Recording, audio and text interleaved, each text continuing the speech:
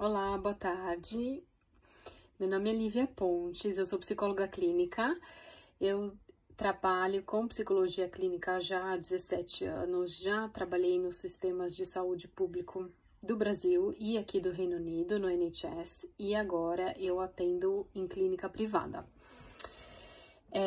E eu tô aqui hoje para responder algumas perguntas, tentar esclarecer um pouquinho do que pode ser feito em relação a esse período tão difícil de quarentena que a gente está passando, né? Tem algumas perguntas aqui que foram enviadas pela jornalista Marta Stevens, que são perguntas que os leitores têm enviado bastante, né? Para Notícias em Português, então eu vou tentar responder alguma delas da melhor maneira possível. Então, a primeira é que existem muitos relatos, né? Os pais têm relatado muito de comportamentos bem opostos dos filhos, né? E eu acho que especialmente os adolescentes. Muitos que querem furar a quarentena, encontrar os amigos, e muitos que passam muito tempo trancado nos quartos sem interagir com o resto da família. Então, até que ponto a gente pode considerar esses comportamentos normais? Bom, em tempos em que tudo tá esquisito, que a gente, né, nunca passou por isso antes, a não ser em períodos de guerra, de ter que ficar trancado dentro de casa, os normais que a gente conhecia vão pela janela, né? Então, eu diria que tem um pouco de normal nesses dois aspectos, né? Nos adolescentes que querem furar a quarentena e encontrar os amigos, e nos que tendem a ficar mais trancados no seu quarto. E a outra pergunta é como evitar que esses comportamentos se tornem prejudiciais? Bom, em relação a furar a quarentena, a principal preocupação é especialmente receber algum alerta, alguma punição, né, da polícia que tá aí rodeando, e também se expor mais ao risco. Então, em relação a furar a quarentena, é a maior preocupação, né? Então, o ideal é ficar em casa e não sair. Claro que não é a mesma coisa encontrar os amigos por aplicativos online, por WhatsApp, FaceTime, House Party, né? Tem vários outros aplicativos aí. Não é a mesma coisa, não vai substituir um abraço, um beijo, um aperto de mão. Mas ajuda nesse período, né? É o que a gente tem no momento, então a gente tem que fazer uso disso. Mas tomar todas as precauções quando for encontrar alguém pessoalmente, manter os 2 metros de distância, né, evitar contato físico. Em relação ao adolescente que tende a ficar mais isolado no quarto, o que a gente tem que prestar atenção, que começa a se tornar comportamentos problemáticos, se o adolescente está isolado, mas está sem se comunicar com amigos, né? Seja por aplicativos, por telefone, por vídeo chat, esse tipo de coisa. Tá demonstrando outros comportamentos do tipo, não tem dormido bem, sem motivação para fazer nada durante o dia, perdendo o apetite, começando a não ter nem motivação para autocuidados, né? Como assim, sei lá, pôr uma roupa limpa, tomar banho, escovar os dentes. Se esses comportamentos perduram por mais do que uma semana, 10 dias, e estão presentes a maior parte do dia, né? Durante esse período de uma semana, 10 dias, aí eu já sugeriria procurar ajuda psicológica, porque já são sinais mais de um transtorno depressivo que pode estar começando a aparecer, né? É importante prestar atenção na individualidade, na personalidade de cada um, né? Tem adolescentes que são mais introspectivos e que eles não querem mesmo, não gostam muito de tanto contato social, preferem ficar mais sozinhos, mais nos seus quartos. É importante respeitar esse limite também. Eu acho que precisa ter um balanço entre o quanto o adolescente fica no quarto e os momentos de interação com a família, que são super importantes, especialmente os momentos das refeições, eu diria, né?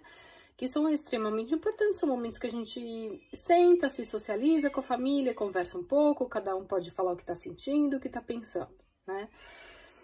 A outra pergunta é, seria um momento de pegar mais leve nas exigências, principalmente no que diz respeito aos estudos? Eu diria que sim, né? O homeschooling não vai substituir a educação, o ensino que o adolescente e as crianças recebem da escola, né? É ilusão a gente falar que vai conseguir manter a mesma coisa, não vai conseguir. E a gente tem que escolher as batalhas, né? Para brigar aí com os filhos, né? Então, é um momento de pegar assim mais leve, um momento de valorizar mais a convivência pacífica do que uma preocupação imensa com a performance da escola. Porque a hora que voltar ao normal, as escolas voltarem a abrir, tem como recuperar, né? Tem como a gente recuperar o tempo perdido, os adolescentes recuperarem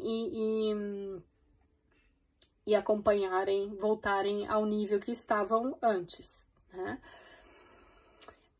A próxima pergunta seria: importante criar uma rotina que diferencie os dias da semana e finais de semana? Com certeza, né? Como as barreiras estão muito mais fluídas agora, né? As casas viraram escritórios também, viraram escolas. É muito importante a gente fazer essa diferença, né?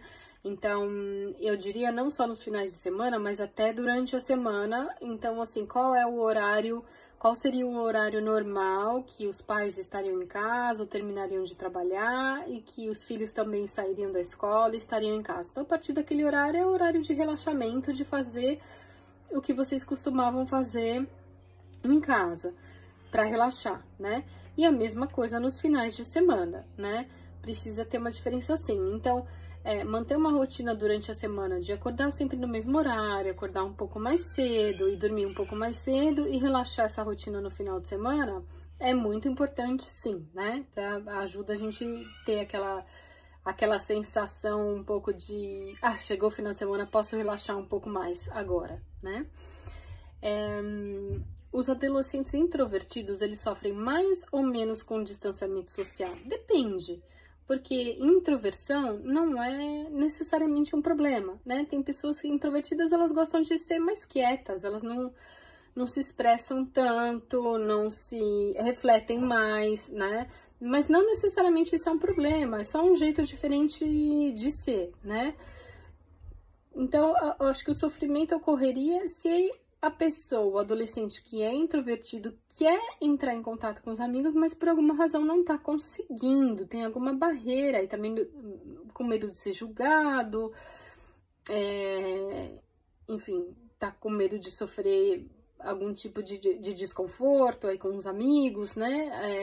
Então aí eles sofreriam mais, mas isso não é necessariamente parte de quem é introvertido.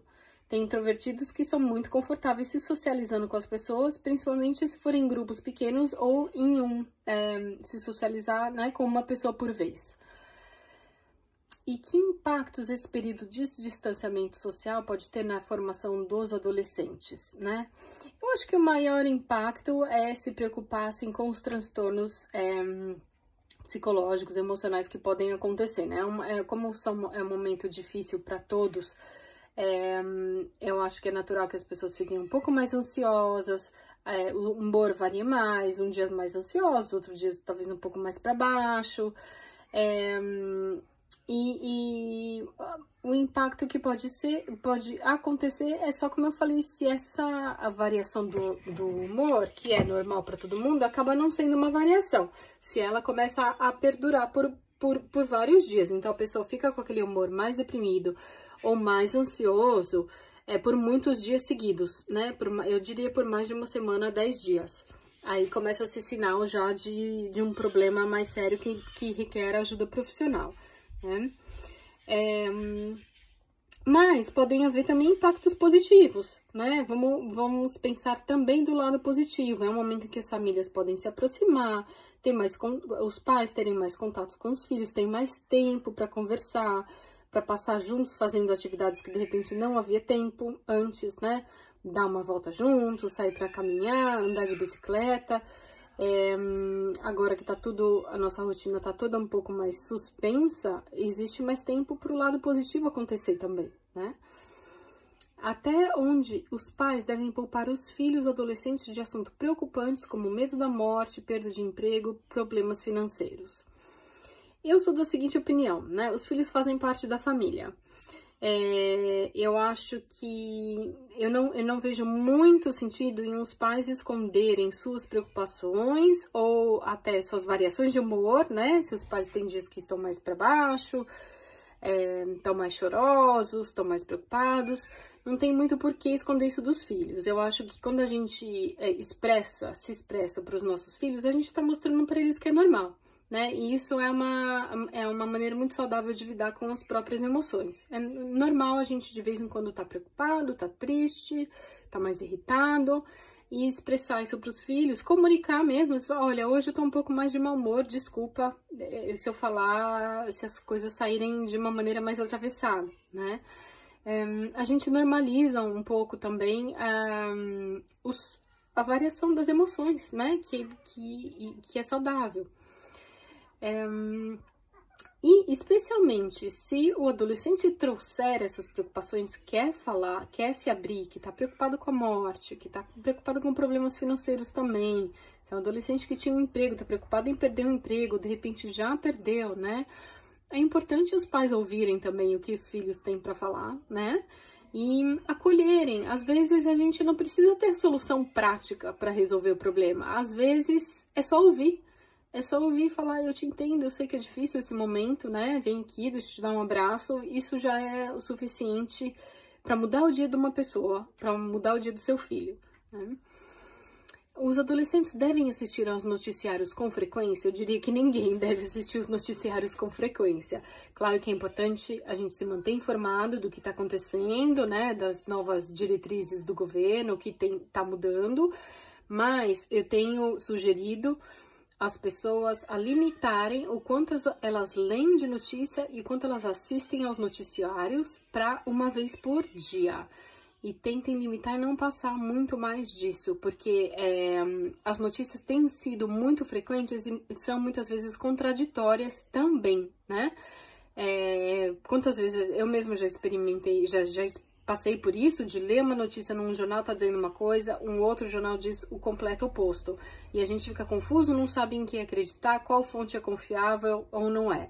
Então eu diria assim, escolha um momento do dia, pela manhã, ou na hora do almoço, ou final da tarde, aquele momento que é o seu de costume de ler notícias, né, ou assistir as notícias na televisão. Escolha aquele e se foque naquele e depois disso não veja mais, né, só no dia seguinte, para não deixar se levar pela insegurança, de ter informações contraditórias, pelo pânico, que às vezes o excesso de informações causa, né? E aí também usar os outros momentos do seu dia para relaxar. Então é isso, gente. Essas são as dicas, as respostas que eu poderia dar para vocês hoje.